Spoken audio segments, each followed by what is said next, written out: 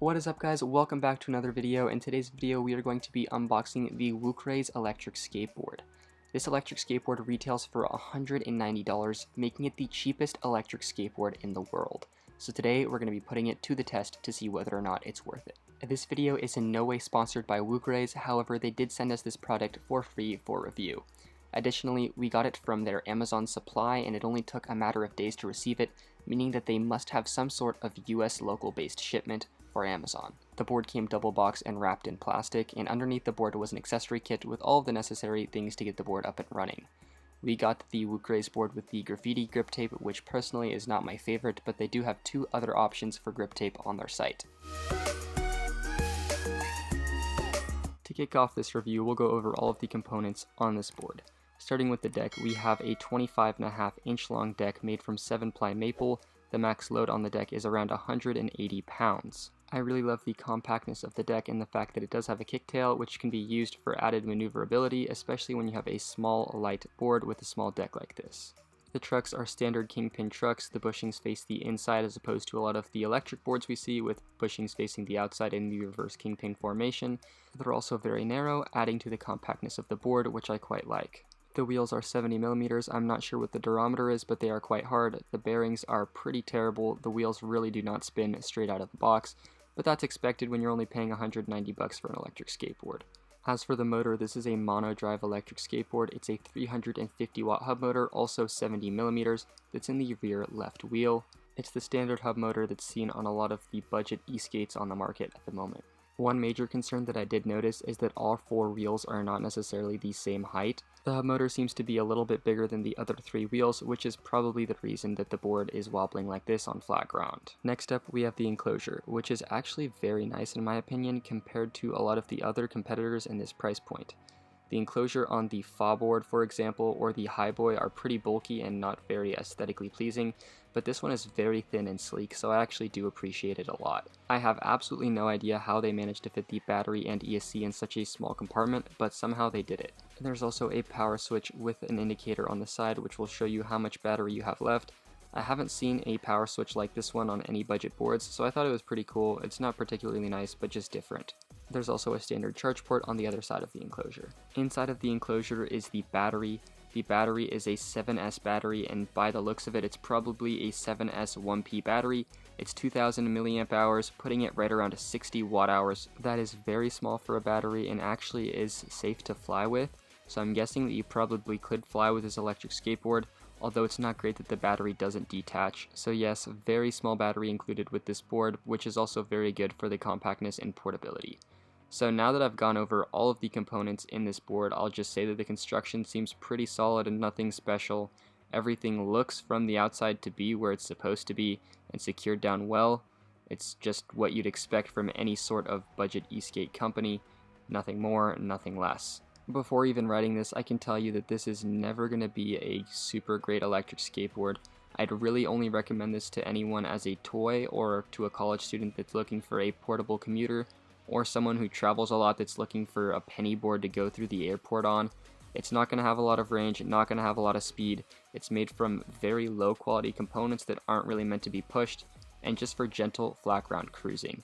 This being said, I still do think it has its place, and for the price point, it might be worth getting if you're someone looking for one of those things I've mentioned. Next, moving into that accessories box. This is everything included, everything standard. We have the charger, a T-tool, a micro USB for charging the remote, and the remote itself. We have the remote here. This is a very standard remote for pretty much any board under $300. We have the exact same one on our Karoma board and the Fa board that we've reviewed in the past. Overall, it's not a great remote. It feels pretty cheap and plasticky, but you can't expect anything more. But it does have some pretty cool features, and I can't really hate on it too much with the price. There are 3 different speed modes on the back side of the remote, the power switch to turn it on, a button to put the board into reverse, and then a battery indicator for the board and the remote. And now that I've gone over all of the physical specs and unboxing the board, I'm going to go into how this thing has been riding. So this is the cheapest electric skateboard in the world. Like I said, it's $190, expectations are not going to be high for this, but I will go over the specs that I did end up getting while riding this board.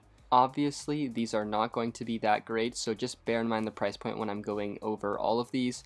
and we're just going to determine whether this thing is actually a viable product and worth buying for someone if you're looking for a cheap board. So to kick things off, we have top speed.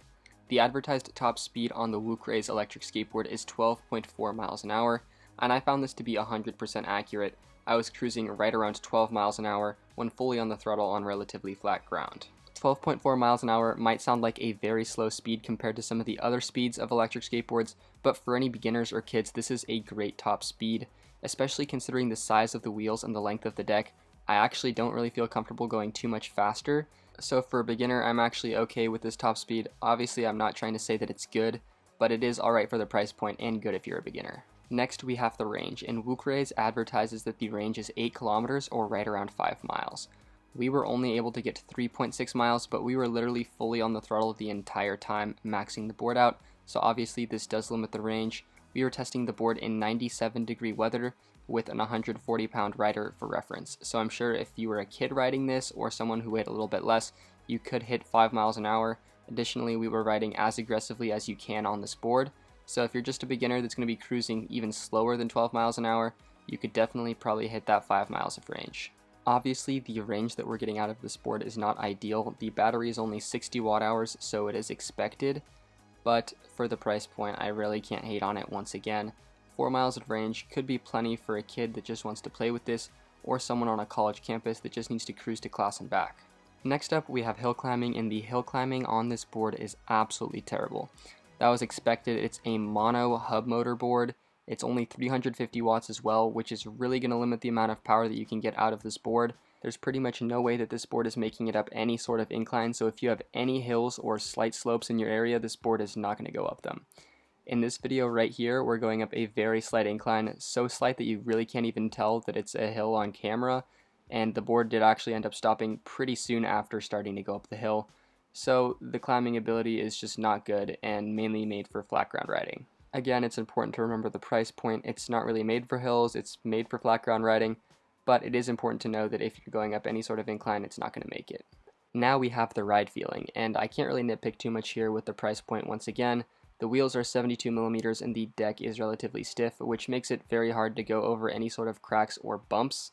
It's really important that you're careful when riding this board, as the slightest bump or crack could throw you off the board if you're not careful, as seen here.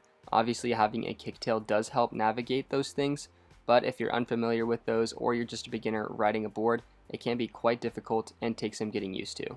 Additionally, just when riding in general, the wheels are made from a very hard urethane, so it's not that comfortable. Like I said, the deck's also pretty stiff, which doesn't help it either. The stance when riding this board is also very different from a traditional electric longboard or even just a longer skateboard. It's a very short deck, so it is a much narrower stance, which does make traveling at any sort of high speed or navigating any sort of cracks or bumps much more difficult. It took a lot of getting used to for us, as we're used to riding 40-inch long decks with wide trucks, so it is definitely an important thing to note if you're considering purchasing this board.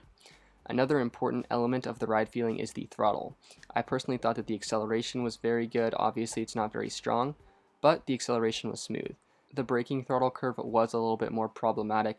I do think that it has the ability to throw one off the board, especially a beginner, because it is a little bit twitchy and takes a lot of getting used to. As for the remote, when riding, I didn't really have any complaints about it. It works, it's fine with me. Now for what I think is probably the only redeeming feature about this board, the portability. This thing is very small and very light, making it very easy to carry. I could definitely see this being used for any sort of short commute application where the board then needs to be carried, especially if you're someone that's looking for something compact. The board weighs only 8.6 pounds, which for reference is the exact same as a gallon of milk, so that just goes to show how light this thing is. The kicktail also works really well, allowing the board to be picked up very easily and then transported. So is this board worth $190? I have to say it's not terrible.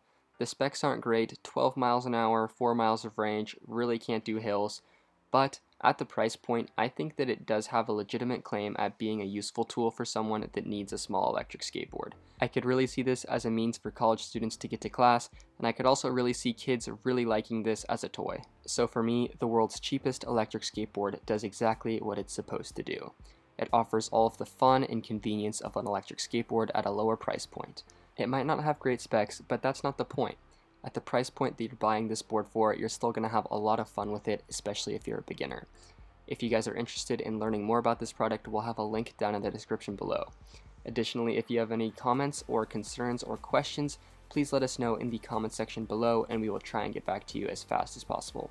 Additionally, if you aren't already subscribed to this channel, please make sure to subscribe for more electric skateboard content and like this video if you enjoyed it. Thank you guys so much for watching, and we will see you guys in the next video.